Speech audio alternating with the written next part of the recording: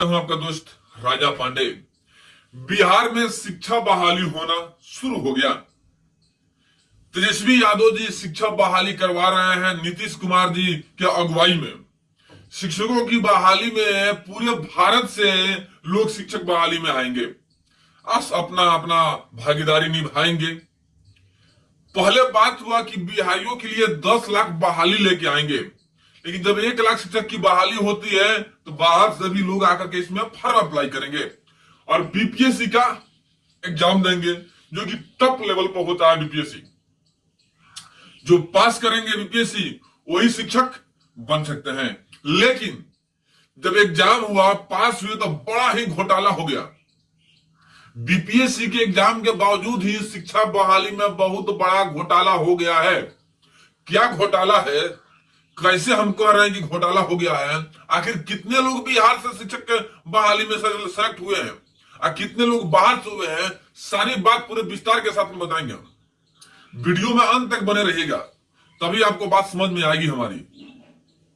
और अभी तक आपने हमारे चैनल को सब्सक्राइब नहीं किया है तो प्लीज लाल बटन दबाइए, चैनल को सब्सक्राइब कीजिए, लाइक कीजिए और बेल के आइकन को प्रेस जरूर कीजिएगा, ताकि जो भी बड़ा अपडेट हो न्यूज सीधा आप तक पहुंच सके। और जो पहले से ही हमारे चैनल को सब्सक्राइब कर रखे हैं उनको दिल से धन्यवाद। वीडियो में आगे बढ़ने से पहले एक छोटी सी रिक्वेस्ट कि मेरा एक नया न्यूज चैनल A47 है, जिसका लिंक डिस्क्रिप्शन में है, तो प्लीज दोस्तों वहां पे जाइए और चैनल को सब्सक्राइब कीजिए, ताकि बिहार संबंधित जितने भी न्यूज है और मनुष्य से संबंधित जितने भी न्यूज है उसमें स्पेशल आएंगे। तो प्लीज चैनल को सब्सक्राइब कीजिए और सपोर्ट कीजिए। आइए आगे बढ़ते हैं और अपने मुद्दे पर पहुंचते हैं। जैसे कि आप सभी को पता है कि नीतीश कुमार के जो शिक्षा मंत्री है, उन्होंने एक मुद्दा रखा शिक्षक बहाली के लिए कि पूरे भारत से लोग फॉर्म अप्लाई कर सकते हैं बीपीएससी का और पास होकर के शिक्षक की बहाली ले सकते हैं। कहानी बराबर हुई, फॉर्म भी भराया उसमें 1 लाख शिक्षक की बहाली में 22 लाख की फॉर्म भरा गया। अब सोचिए कि जो गवर्नमेंट है, बिहार गवर्नमेंट, उसके झोली में कितने पैसे चले गए? करोड़ों में पैसे चले गए। करोड़ों के करोड़ों पैसे उनके झोली में जा चुके हैं। अभी बिहार में लगभग 20,000 लोग ही सिलेक्ट हुए हैं, शिक्षा में पास कर चुके हैं। बीपीएससी में शिक्षक के लिए जो दिए थे एग्जाम, में पास हुए हैं 20,000 लोग। बाकी लोग ज्यादातर यूपी से और अदर स्टेट से हैं। बिहार से सिर्फ और सिर्फ 20,000 है। 10 लाख नौकरी देना था, जिसमें से 20,000, 10 लाख और 20,000 में बहुत फर्क होता है। तेजस्वी यादव जी, 10 लाख और 20,000 में बहुत फर्क होता है। यहाँ पे एग्जाम हुआ, बीपीएससी लोग पास भी किए, लेकिन जब बीपीएससी में बुलाया गया, फॉर्म अप्लाई हो रहा था, तो जानते हैं क्या हो रहा है? जो कैंडिडेट वहां पे गए हैं बीपीएससी में जाकर के फॉर्म भर रहे थे, उनसे फॉर्म अप्लाई नहीं हो रहा था। आधार कार्ड के जगह पर मोबाइल नंबर की जगह पर आधार कार्ड फिलअप कर रहे थे। अब जो बीपीएससी के अधिकारी है ना, वो भी सोच में पड़ गए कि भाई जो कैंडिडेट पास किए वही है कि कोई और है। आज पहली बार हुआ है कि बिहार में कोई एग्जाम हुआ हो बीपीएससी का, आज पेपर लीक नहीं हुआ है। एग्जाम तो बहुत अच्छा गया, लीक नहीं हुआ, लेकिन यहां पर भी डाउट पैदा होता है, शक पैदा होता है कि ऐसा ना हो कि कोई और पास किया है और किसी और को नौकरी मिल रहा है। क्योंकि बीपीएससी के जो एग्जाम होता है टॉप लेवल पर होता है भाई। जब जिसको आधार कार्ड की जगह पर मोबाइल नंबर लिखने आता हो, हम मोबाइल नंबर के जगह पर आधार कार्ड लिखने आता हो, वो बीपीएससी के एग्जाम कैसे पास कर गया? ये भी सोचनीय मुद्दा है। अब बीपीएससी के अधिकारी भी कंफ्यूजन में पड़ चुके हैं कि भाई ये क्या चक्कर है, एग्जाम में कौन बैठा है, यहाँ पर कौन आया है? अगर दोनों कैंडिडेट सेम है तो फिर फॉर्म भरने कैसे नहीं आ रहा है? बहुत ही सोचनीय मुद्दा है। यानी कहीं ना कहीं शिक्षक बहाली में भी घापालेबाजी नजर आ रही है।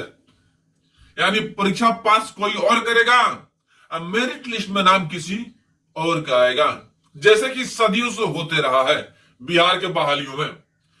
आप जाइए बीएसएससी के एग्जाम दीजिए, पास कोई और करता है, नौकरी किसी और को मिलता है।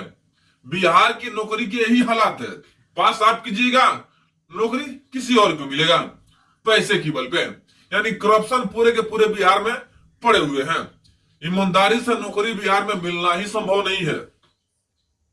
कोई पास ही नहीं कर सकता है भाई, क्योंकि पास करने के बावजूद नौकरी नहीं मिलता है। बिहार की स्पेशल कहानी है। इसके लिए जो आवाज उठा देगा, जो बोल देगा, मनीष कश्यप जैसा लोग जब बोल देगा ना, तो ये लोग कार्रवाई कर देंगे। अपने सिस्टम को सुधारने के चक्कर में नहीं पड़ेंगे कि कहां से घपला हो रहा है, आखिर सिस्टम बदनाम क्यों हो रहा है, इसके चक्कर में नहीं पड़ेंगे। लेकिन जब मनीष कश्यप जैसा आदमी आवाज उठाएगा, सच दिखाने की कोशिश करेगा कि सेशन क्यों लेट चल रहा है, जो परीक्षा 1 साल में होनी चाहिए वो 2 साल में क्यों हो रहा है, बीए के एग्जाम 3 साल में होनी चाहिए बिहार में 5 साल में होता है, एक कैसे? अगर इस पे कोई आवाज उठा दे तो उसके ऊपर एनएसए लगा करके जेल में डाल दिया जाएगा, जैसे कि मनीष कश्यप के संबंध में हुआ है। मनीष कश्यप भी टाइम टू टाइम आवाज उठाते थे कि भाई सेशन लेट क्यों चल रहा है, आप लोगों को जब पैसा टाइम पे मिलता है तो बच्चों का सेशन लेटर लेट क्यों हो रहा है, बिहार के बच्चों का भविष्य खराब क्यों हो रहा है। इस बात को लिए जब आवाज उठाना शुरू किया मनीष कश्यप, तो मनीष कश्यप को प्रताड़ित किया गया, जेल में डाल दिया गया, एनएसए लगा दिया गया। इस सरासर गलत हो रहा है बिहार के अंदर में। यहाँ पे चाहिए एक सुयोग्य नेता जो बिहार के लिए सोचे, बिहारियों के लिए सोचे, बिहार में कैसे अर्थव्यवस्था सही किया जाए, बिहारियों को रोजगार कैसे दिया जाए, इसके बारे में सोचे, ऐसा नेता चाहिए।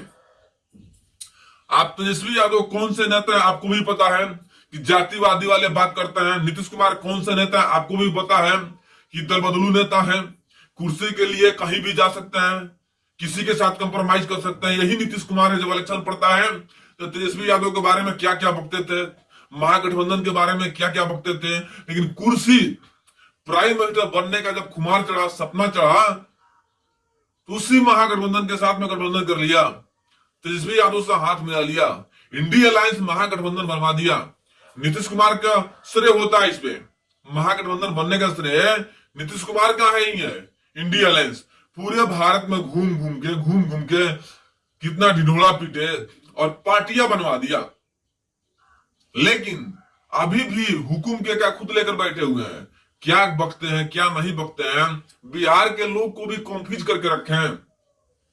एक तरफ बीजेपी को भी कंफ्यूज कर दिए हैं, एक तरफ आरजेडी को भी कंफ्यूज कर दिए हैं, और कांग्रेस को तो कर ही दिए हैं। यानी नीतीश कुमार को समझना ही आसान नहीं है।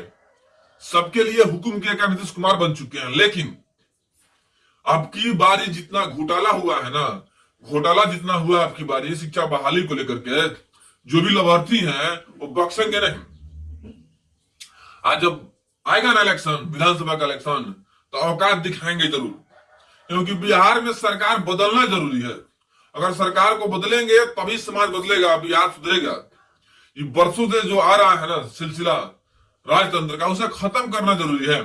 बिहार में कोई नया मुख्यमंत्री बने जो जमीन से उठकर खड़ा हुआ हो, वैसा इंसान मुख्यमंत्री बनेगा तब बिहार सुधरेगा, जो बिना फायदा के बिहारियों के लिए लड़ता हो। मनीष कश्यप अगर खड़ा होते हैं मुख्यमंत्री पद के लिए, अगर उनको मुख्यमंत्री बनाया जाता है तो बिहार सुधरेगा, बिहार बहुत ही आगे बढ़ेगा। ऐसे भी मनीष कश्यप के सपोर्ट में सभी लोग हैं, बच्चे बूढ़े जवान सभी चाहते हैं कि मनीष कश्यप नेक्स्ट सीएम बने। यानी विधानसभा चुनाव जब 25 में हो तो मनीष कश्यप को सामने रख के चुनाव लड़ा जाए और मनीष कश्यप को मुख्यमंत्री बनाया जाए, ऐसा लोगों का सोच है। हम भी समर्थन करते हैं, पूरे के पूरे समर्थन करते हैं, लेकिन भविष्य तय करती है जनता के ऊपर। जनता पूर्णतः क्या बहुमत देगी कि नहीं देगी, वो जनता के ऊपर डिपेंड करती है। और क्या वाकई मनीष कश्यप मुख्यमंत्री बन पाएंगे कि नहीं बन पाएंगे, वो भी जनता पर डिपेंड करता है।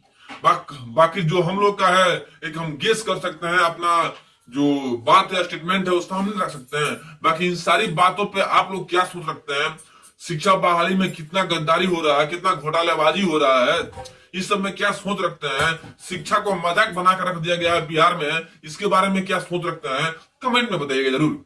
फिर मिलते हैं आप हम बड़े अपडेट एक बड़ी न्यूज के साथ में, तब तक के लिए जय हिंद।